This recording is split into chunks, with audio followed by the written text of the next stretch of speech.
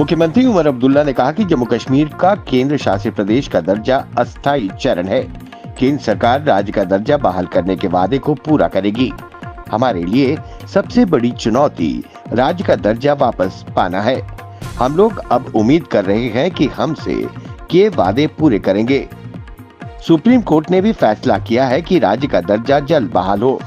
वहीं मुख्यमंत्री ने कहा कि नई सरकार की शुरुआत सभ्य रही है और उन्हें इसमें ज्यादा कठिनाई नहीं हुई।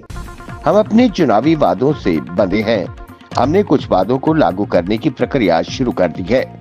मुख्यमंत्री उमर अब्दुल्ला ने इन अटकलों को सिरे से खारिज कर दिया कि केंद्र सरकार जम्मू कश्मीर सरकार को अस्थिर करने का प्रयास कर रही है।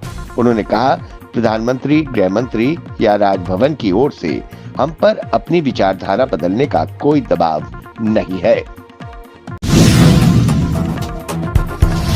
हृदय रोग या हार्ट अटैक अब सिर्फ बुजुर्गों में होने वाली समस्या नहीं है।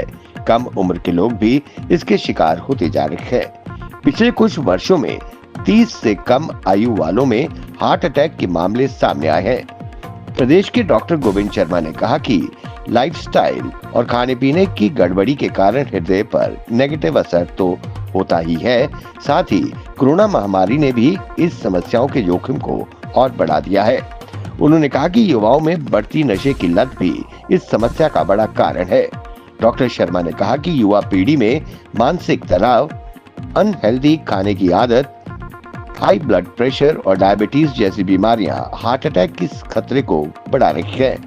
हृदय रोग व हार्ट अटैक से बचने के लिए धूम्रपान या स्मोकिंग से बिल्कुल दूरी बना लें। इजराइल वायु सेना ने खुलासा करते हुए बताया कि उन्होंने सीरिया में एक सर्जिकल स्ट्राइक की थी। इजराइल वायु सेना ने बताया कि उनके सबसे मुश्किल और जांबाज मिशन में से ये एक ऑपरेशन था, जिसमें स्पेशल फोर्स के 120 कमांडोज ने सीरिया में घुसकर ईरान की एक मिसाइल फैक्ट्री को तबाह किया। इजराइल के कमांडोज ने सीरिया में घुसकर ईरान की अंडरग्राउंड फैक्ट्री को तबाह कर दिया। ईरान की इस मिसाइल फैक्ट्री में बनी मिसाइलों का इस्तेमाल हिजबुल्लाह और सीरिया की असद सरकार द्वारा किया जा रहा था। जिस फैक्ट्री पर हमला किया गया उसे scientific studies and research centre के रूप में जाना जाता है। इससे ईरान को भारी नुकसान हुआ है। दिल्ली में फरवरी में होने वाले विधानसभा चुनाव से पहले प्रधानमंत्री नरेंद्र मोदी ने राष्ट्रीय राजधानी में कई विकास योजनाओं का उद्घाटन और शिलान्यास किया।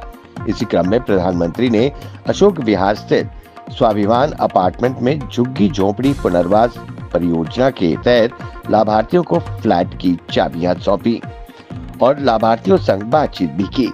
इसके बाद कार्यक्रम को संबोधित करते हुए प्रधानमंत्री मोदी ने दिल्ली विधानसभा चुनाव को लेकर बिगुल फूंक दिया।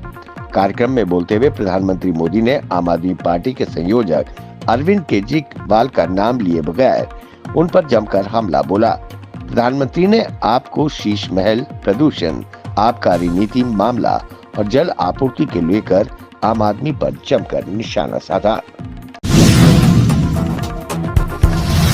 सरकारी बंगलों पर पूर्व मंत्रियों, पूर्व विधायकों व नेताओं के कब्जों को खाली करवाने संबंधी याचिका पर स्टेट विभाग ने हाईकोर्ट में रिपोर्ट पेश कर दी है।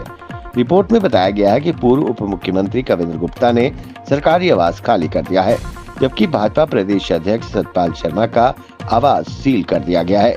सतपाल शर्मा को पिछले वर्ष 21 नवंबर को आवास खाली करने का नोटिस दिया गया। बंगले का बकाया किराया 73,470 रुपए भी जमा करवाने का आदेश दिया था। इस पर अमल न होने पर 30 दिसंबर 2024 को उनका सरकारी आवास सील कर दिया गया। मुख्यमंत्री उमर अब्दुल्ला ने कहा कि हम स्थिति से निपटने के लिए पूरी तरह से तैयार हैं। पिछले अनुभवों के बाद हम बेहतर स्थिति में हैं।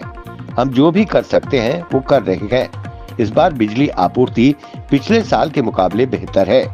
श्रीनगर में बर्फ हटाने के कार्यों पर मुख्यमंत्री उमर अब्दुल्ला ने कहा कि राज्य सरकार इस बार बर्फबारी की स्थिति से निपटने के लिए पूरी तरह तैयार है और सरकार बर्फ हटाने के कार्य में जुटी है।